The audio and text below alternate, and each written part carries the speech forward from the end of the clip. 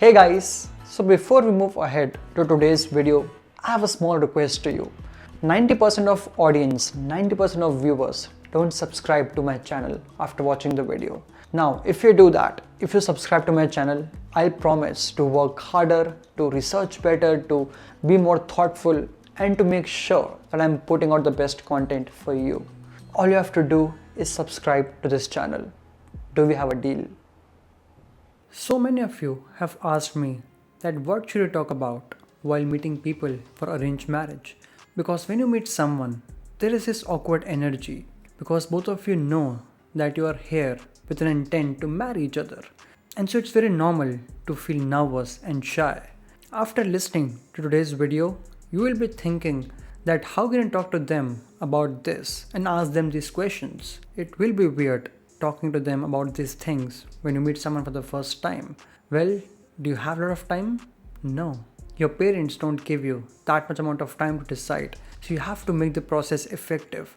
So why not just cut right to the chase? You both are here with the same purpose. You both are here with an intent to marry each other. So there is no point of talking formally. That's useless. I think it's better when you talk about the actual stuff that will actually make a difference, that will actually help you decide if they are the one or not. So here are some things that you can talk to them about, and it will help you to understand them better. It will help you to test your compatibility if you both are right for each other. At times, it might also feel like an interview, but it's not. You just have to show that positive energy. It's all about how you present yourself. You have to make sure that while you're talking about these things, you're having fun. It's exciting for you. But if you will act too serious, they might become uncomfortable and they might not open up. So the goal for both of you is to open up and talk about things that actually matter. First, get to know about their background and family. We are all results of our past. We are all results of our childhood. If I want to know about you, I need to know about your childhood first, how you grew up, what kind of environment you grew up in. Let's say I grew up in a joint family, but you grew up in a single family. Now, if you marry me, you'll have to come live with me in a joint family. So again, it makes a difference because it requires a different mindset to live in a joint family. Maybe you're not comfortable with that, and that's why it's really important to get to know each other's family background.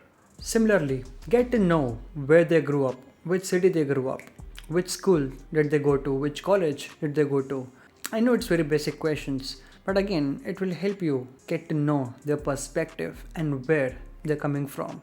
If it matters to you, also get to know about their cultural upbringing, if it matters to you and if it aligns with your values. Second, get to know about their short-term and long-term goals. So I'll tell you a story about my client. So my client, she liked this guy, and after meeting 3 times, she kind of decided that, yeah, he could be the one. But after then, the guy disclosed that after getting married, he'll have to move to America for 4-5 years. And he won't be able to take her with him for some reasons. Now just imagine, this is an arranged marriage. And if they get married, they'll have to stay away for 5 years. Does this make sense? Not at all. It's a compromise, and this can be avoided. So simply because in those 3 dates, they never spoke about what's their long-term plans when it's about their purpose, their career, and simply because they missed that conversation, they had to face this. They were almost ready to finalize this, but they couldn't, and after that, she was really disappointed because arranged marriages are already like a bet. You can't be perfect in this situation.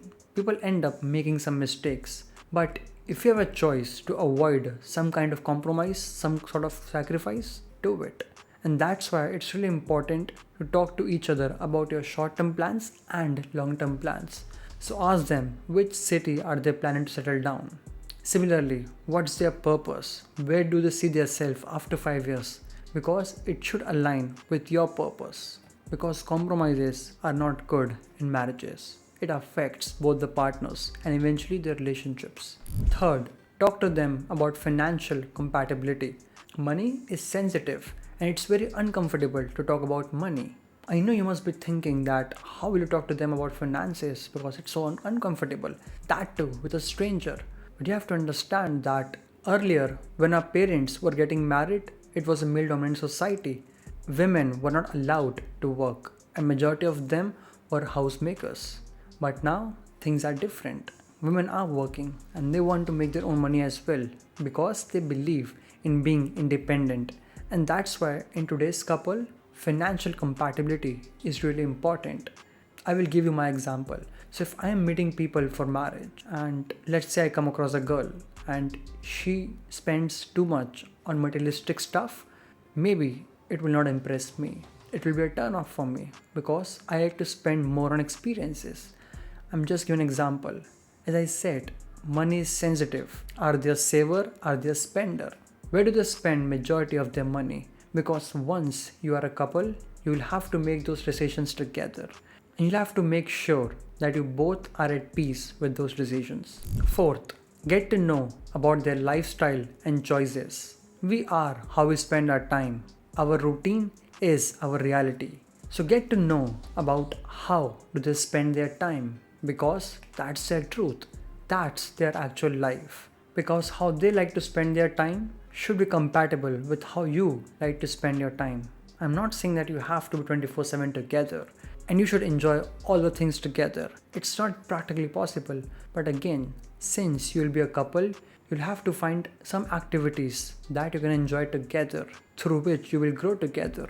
Let's say one of you likes to travel, but other doesn't.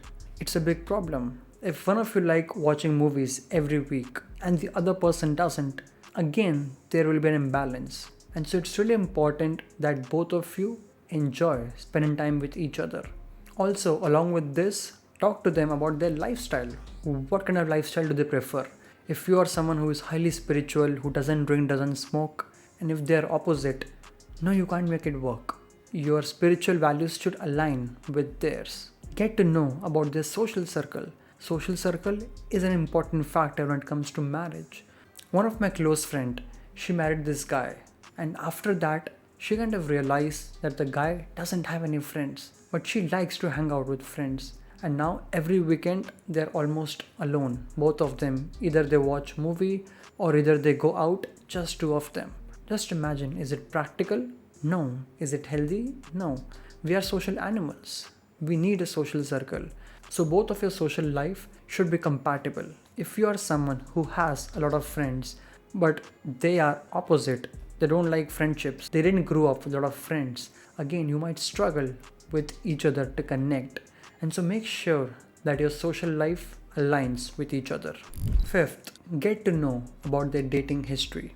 Now, this must be difficult and uncomfortable topic to talk about. You're probably wondering that how can you talk to someone, a stranger, about their relationships, about their dating history? See, I feel it's somewhere important. Now, past relationships doesn't matter, but just imagine that you met someone and you liked them, but they have been through a recent breakup.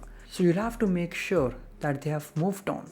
Because if not, and if they still have feelings for that person, it's misleading. They will choose you, but out of insecurity and not out of love. Similarly, when you ask them that why did they broke up or why their previous relationships didn't work out, you will get to know about their emotional attachment. And it will give you a clear idea if you will be able to satisfy their emotional needs. We all have different attachment styles. We all have different emotional styles. Sometimes we connect, sometimes we don't. But when we get to know about each other's dating history, it gives us some idea to reflect better on and to make a better decision. Now I know you must be thinking that why will they share? Now if you go first, if you share about your dating history first, it might give them courage and space to share about theirs. And again, you'll have to ask them in a certain way. If they feel that you are here to question them, to judge them, they won't open up. But if they feel you're concerned that you both are here to connect and to see if you both are a potential partner and it matters, and if they see your concern, then they will open up. So make sure you have positive energy. Make sure that you see them as an average human being and not someone as a perfect. We all have our past relationships. Some of them were good, some of them were really toxic.